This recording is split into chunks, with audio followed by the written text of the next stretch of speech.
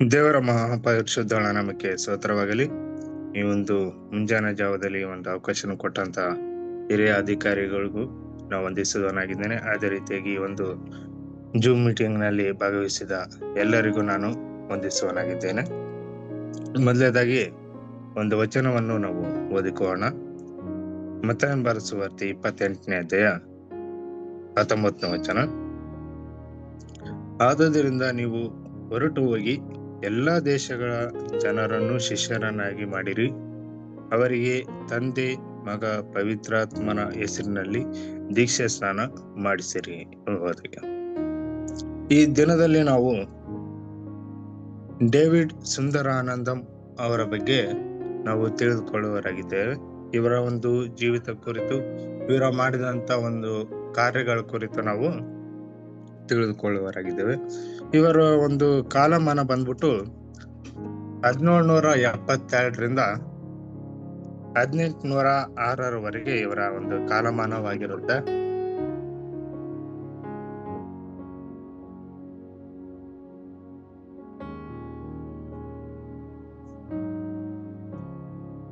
ಇವರ ಕಾಲಮಾನ ಬಂದ್ಬಿಟ್ಟು 1772ರಿಂದ 1806ರವರೆಗೆ ಇವರ ಒಂದು ಕಾಲಮಾನವಾಗಿರುತ್ತೆ. ಇವರ ಒಂದು ಸೇವೆಯು ದಕ್ಷಿಣ ಭಾರತ ಒಂದು ಭಾಗದಲ್ಲಿ ಇವರ ಒಂದು ಸುವಾರ್ತೆ ಸೇವೆಯು ಮಾಡ್ತಿರ್ತಾರೆ. 1772ರ ಮೊದಲೇ ಯುರೋಪಿನ ಒಂದು ಜನರು ಹಾಗೂ ಸ್ಥಳೀಯ ಒಂದು ಜನರು ಕ್ರಿಸ್ತ ಒಂದು ಧರ್ಮವನ್ನು ಬೆಳೆಸಿರ್ತಾರೆ.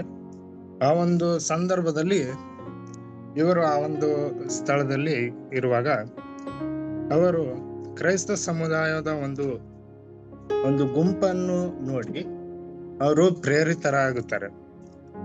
ಆ ಒಂದು ಗುಂಪನ್ನು ನೋಡಿ ಇವರು ನಾನು ಸಹ ಒಂದು ಸೇವಕನಾಗಬೇಕು, ನಾನು ಸಹ ಒಂದು ಸೇವೆ ಮಾಡಬೇಕು, ಕ್ರಿಸ್ತ ಒಂದು ಸಮುದಾಯದಲ್ಲಿ ನಾನು ಒಳ್ಳೆಯ ಒಂದು ಸೇವಕನಾಗಬೇಕೆಂಬುದಾಗಿ ಅವರ ಒಂದು ಗುಂಪನ್ನು ನೋಡಿ ಪ್ರೇರಿತರಾಗುತ್ತಾರೆ. ಹಾಗೆ ಮುಂದೆ ಅವರು ಆಳವಾದ ಒಂದು ನಂಬಿಕೆಯನ್ನು ಬೆಳೆಸಿಕೊಂಡು ಅವರು ಪ್ರಬುದ್ಧರಾದ ಮೇಲೆ ದೇವರ ಒಂದು ಸೇವೆಗೆ ಕರೆಯನ್ನು ಹೊಂದುತ್ತಾರೆ. ದೇವರ ಒಂದು ಸೇವೆಗೆ ಕರೆಯನ್ನು ಹೊಂದಿದಾಗ ಅವರು ಸುವಾರ್ತೆ ಸಾರಲು ಅಗತ್ಯ ಇರುವವರಿಗೆ ಮಾತ್ರ ಅವರು ಸುವಾರ್ತೆಯನ್ನು ಸಾರಲು ಅವರು ಹೋಗ್ತಾರೆ, ಮತ್ತೆ ತಮ್ಮ ಜೀವಿತವನ್ನೇ ಸಮರ್ಪಿಸಲು ಅವರು ಮುಂದಾಗುತ್ತಾರೆ. ಹಾಗೆ ಮುಂದೆ ಅವರ ಒಂದು ಕರ್ತನೆಗಾಗಿ ಅಡೆತಡೆಗಳನ್ನು ಎದುರಿಸಿ ರಕ್ತ ಸಾಕ್ಷಿ ಆಗಿದ್ದನ್ನು ನಾವು ನೋಡ್ತೇವೆ.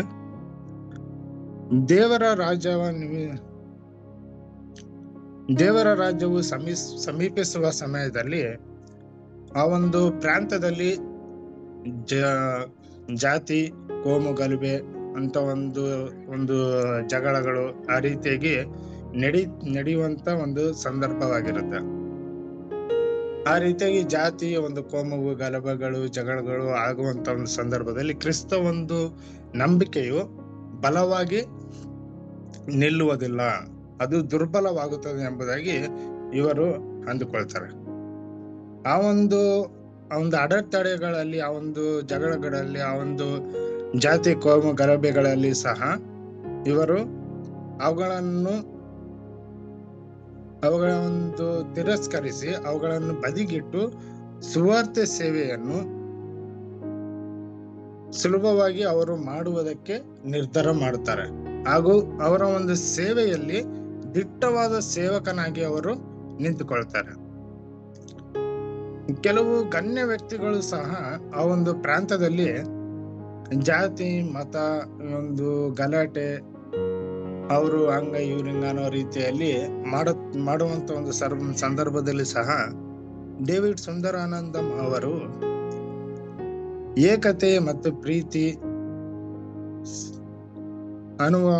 ಅನುಸರಿಸಿ ಸಮಾಜದಿಂದ ತಿರಸ್ಕಾರ ಹೊಂದಿದವರಿಗೆ ಮೋಕ್ಷದ ಅಂದ್ರೆ ಸ್ವರ್ಗದ ಸುವಾರ್ತೆಯ ಬೋಧನೆಯನ್ನು ಹೇಳ್ಕೊಡ್ತಾ ಇರ್ತಾರೆ, ಬೋಧನೆಗಳನ್ನು ಮಾಡ್ತಾ ಇರ್ತಾರೆ.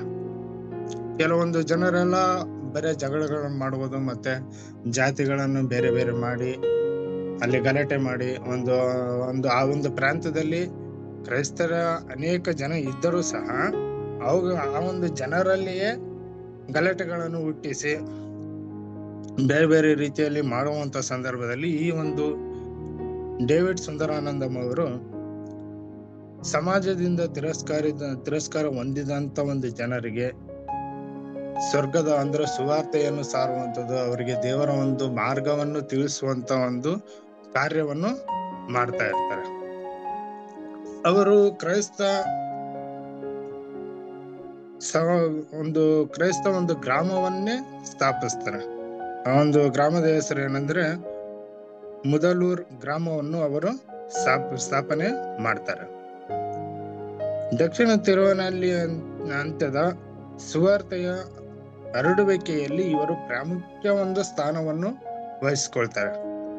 ಆ ಒಂದು ಪ್ರಾಂತದಲ್ಲಿ ಇವರು ಮುಖ್ಯವಾದ ಸೇವಕರು ಎಂಬುದಾಗಿ ಒಂದು ಪಾತ್ರಕ್ಕೆ ಇವರು ಅರ್ಹರಾಗ್ತಾರೆ. ಆನಂತರ ಒಂದು ಜೀವಿತದಲ್ಲಿ ಅವರ ಒಂದು ಜೀವಿತದಲ್ಲಿ ಅದ್ಭುತವನ್ನೇ ಕಂಡುಕೊಳ್ತಾರೆ. ಅದೇನಂದ್ರೆ ಅವರ ಸೇವೆಯಲ್ಲಿ 1802ರಿಂದ 1803ರವರೆಗೆ ಸುಮಾರು 5,000ಕ್ಕೂ ಹೆಚ್ಚು ಜನರನ್ನು ದೀಕ್ಷಾಸ್ನಾನ ಪಡಿಸುವಲ್ಲಿ ಮುಖ್ಯ ಪಾತ್ರವನ್ನು ಇವರು ವಹಿಸಿಕೊಳ್ತಾರೆ. ರೆವರೆಂಡ್ ಸತ್ಯಾನಂದ ಅವರಿಂದ 5,000 ಜನರಿಗೆ ದೀಕ್ಷಾ ಸ್ನಾನ ಕೊಡಿಸುವುದಕ್ಕೆ ಇವರು ಮುಖ್ಯ ಪಾತ್ರವನ್ನು ವಹಿಸಿಕೊಳ್ತಾರೆ. ಅನಂತರದಲ್ಲಿ ಆ ಒಂದು ಮುದಲೂರ್ ಮೇಲೆ ಉಳಿದ ಒಂದು ಜನರು ಹಿಂಸಾಚಾರ ಮಾಡುವಂಥದ್ದು, ಆ ಒಂದು ಇವ್ರಿಗೆ ವಿರುದ್ಧವಾಗಿ ನಿಂತುಕೊಂಡು ಅನೇಕ ಒಂದು ಕಾರ್ಯಗಳನ್ನು ಮಾಡುವ ರೀತಿಯಲ್ಲಿ ಆಗಿರುವಂತ ಒಂದು ಸಂದರ್ಭದಲ್ಲಿ ಅವರ ಒಂದು ವಿರುದ್ಧವಾಗಿ ನಿಂತುಕೊಂಡು ದೃಢವಾಗಿ ನಿಂತುಕೊಂಡು ಅವರ ವಿರುದ್ಧವಾಗಿ ದೇವರ ಒಂದು ಸೇವೆಯನ್ನು ಮಾಡ್ತಾ ಇರ್ತಾರೆ. ನಂತರ ನಾವು ನೋಡುವಾಗ ಅವರು ಕೇವಲ 34 ವರ್ಷಗಳು ಇರುವಾಗ ಅವರು ಕ್ರಿಸ್ತನಿಗಾಗಿ ರಕ್ತ ಸಾಕ್ಷಿಯಾಗಿ ತಮ್ಮ ಪ್ರಾಣವನ್ನೇ ಅರ್ಪಿಸುತ್ತಾರೆ. ಕೇವಲ 34 ವರ್ಷದಲ್ಲಿ ಅವರು ತಮ್ಮ ಜೀವಿತವನ್ನೇ ಕರ್ತನ ಒಂದು ಸೇವೆಗಾಗಿ ತಮ್ಮ ರಕ್ತವನ್ನೇ ಸುರಿಸುತ್ತಾರೆ. ಅವರ ಒಂದು ಧೈರ್ಯ, ಅವರು ಮಾಡಿದಂತ ಒಂದು ಸೇವೆ ಬಹಳ ಅಮೂಲ್ಯವಾಗಿ ಇರುತ್ತದೆ. ಅವರು ಒಂದು ವಚನವನ್ನು ಹೇಳ್ತಾರೆ, ಅದೇನಂದ್ರೆ ಧೈರ್ಯ, ಸಮಾನತೆ, ಅಚಲ ನಂಬಿಕೆ ಈ ರೀತಿಯಾಗಿ ಇದ್ದರೆ ಮಾತ್ರ ಕ್ರೈಸ್ತ ಒಂದು ಧರ್ಮವು ನಿಲ್ಲುವುದಕ್ಕೆ ಸಾಧ್ಯವಾಗುತ್ತದೆ. ಈ ರೀತಿಯಾಗಿ ಏನು ಇಲ್ಲ ಅಂದ್ರೆ ಬರೀ ಜಗಳಗಳು, ಕೋಮು ಗಲಭೆಗಳು, ಜಾತಿ ಮತ್ತೆ ಈ ರೀತಿಯಾಗಿ ನಡ್ಕೊಂತ ಹೋದ್ರೆ ಕ್ರೈಸ್ತ ಧರ್ಮವು ನಿಲ್ಲುವುದಿಲ್ಲ ಎಂಬುದಾಗಿ ಅವರು ಒಂದು ವಚನವನ್ನು ಹೇಳ್ತಾರೆ.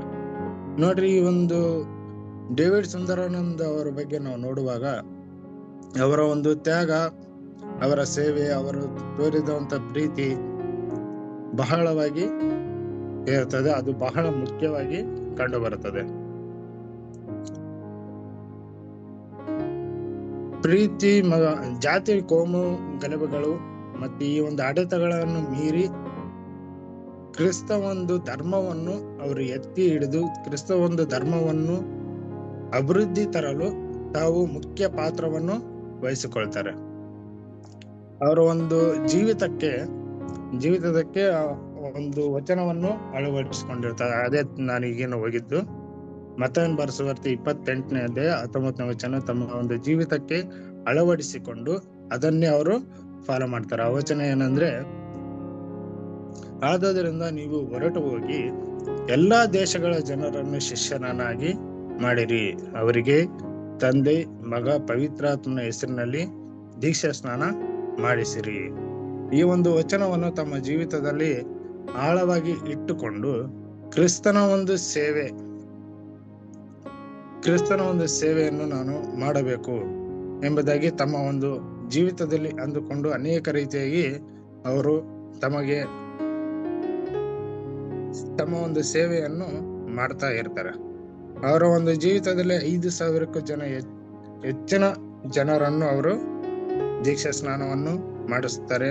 ತಾವು ಮಾಡಿದಂತ ಒಂದು ಕಾರ್ಯಗಳು ದೇವರಿಗೆ ಮಹಿಮೆ ಆಗಲಿ ಎಂಬುದ ರೀತಿಯಲ್ಲಿ ಮಾಡ್ತಿರ್ತಾರೆ. ಅಲ್ಲಿ ಇರುವಂತ ಅನೇಕ ಜನರು ಇವರಿಗೆ ಅಡೆತಡೆಗಳು, ಸಮಸ್ಯೆಗಳು, ಕಷ್ಟಗಳನ್ನು ಉಂಟು ಮಾಡಿದಾಗಿಯೂ ಸಹ ಅವರು ಅವುಗಳನ್ನು ಎದುರಿಸಿ ನಿಂತುಕೊಂಡು ಕರ್ತನಿಗಾಗಿ ನನ್ನ ಒಂದು ಜೀವಿತವನ್ನು ಸಮರ್ಪಿಸುತ್ತೇನೆ, ನಾನು ಕರ್ತನಿಗಾಗಿಯೇ ನಿಂತುಕೊಳ್ಳುತ್ತೇನೆ ಎಂಬ ಒಂದು ದೃಢವಾದ ನಂಬಿಕೆಯನ್ನು, ಛಲವನ್ನು ಇಟ್ಟುಕೊಂಡು ಅವರು ತಮ್ಮ ಜೀವಿತವನ್ನೇ ಸಮರ್ಪಣೆ ಮಾಡ್ತಾರೆ. ನಾವು ಈ ಒಂದು ಡೇವಿಡ್ ಸುಂದರಾನಂದಂ ಅವರ ಜೀವಿತದಲ್ಲಿ ನಾವು ಕಲಿಯಬೇಕಾದ ಮುಖ್ಯ ಒಂದು ಪಾಠಗಳು ಏನಿದೆ ಅಂದ್ರೆ, ನಾವು ಸಹ ಅವರ ಒಂದು ರೀತಿಯಲ್ಲಿ ತ್ಯಾಗ ಭರಿತರಾಗಿ ನಾವು ಜೀವಿಸಬೇಕು.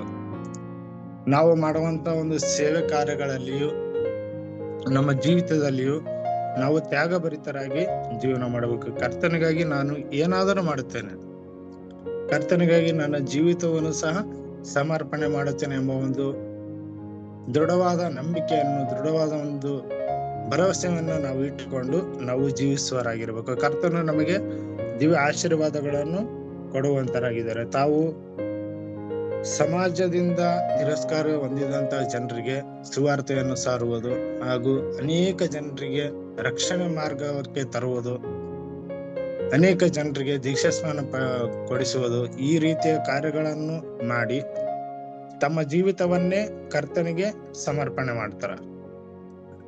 ಆ ರೀತಿಯಾಗಿ ನಾವು ಪ್ರೀತಿ ಭರಿತರಾಗಿ ದೃಢವಾದ ನಂಬಿಕೆಯನ್ನು ಇಟ್ಟುಕೊಂಡು ಕರ್ತನಿಗಾಗಿ ನಮ್ಮ ಜೀವಿತವನ್ನು ಸಮರ್ಪಿಸುವರಾಗಿ, ಆತನ ವಾಕ್ಯಗಳನ್ನು ನಾವು ಹಿಡಿದುಕೊಂಡವರಾಗಿ, ಸಮಾಜದಲ್ಲಿ ಅನೇಕ ಒಂದು ಕಷ್ಟಗಳು, ಸಮಸ್ಯೆಗಳು, ಹಿಂಸೆಗಳು ನಮಗೆ ಬಂದರೂ ಸಹ ಕರ್ತನಿಗಾಗಿ ನಾವು ನಿಂತಿರುವಾಗ ಅನೇಕ ಜನರು ನಮಗೆ ಸಮಸ್ಯೆಗಳನ್ನು ಉಂಟು ಮಾಡುವುದು ಸಹಜ, ನಮಗೆ ತೊಂದರೆಗಳನ್ನು ಕೊಡುವುದು ಸಹ ಸಹಜವಾಗಿ ಈ ಒಂದು ಜೀವಮಾನದಲ್ಲಿ ನಾವು ಕಂಡುಕೊಳ್ಳುತ್ತೇವೆ. ಆದ್ರೆ ಆ ಒಂದು ಸಮಸ್ಯೆಗಳನ್ನು ಮೆಟ್ಟಿ ನಿಲ್ಲುವವರಾಗಿರ್ಬೇಕು. ಆ ಸಮಸ್ಯೆಗಳನ್ನು ನಾವು ಮೆಟ್ಟಿ ನಿಂತು ನಾವು ಏನೇ ಒಂದು ಕಷ್ಟಗಳಲ್ಲಿ, ದುಃಖಗಳಲ್ಲಿ ಸಹ ನಾವು ಕರ್ತನಿಗಾಗಿ ಸೇವೆ ಮಾಡುವರಾಗಿ,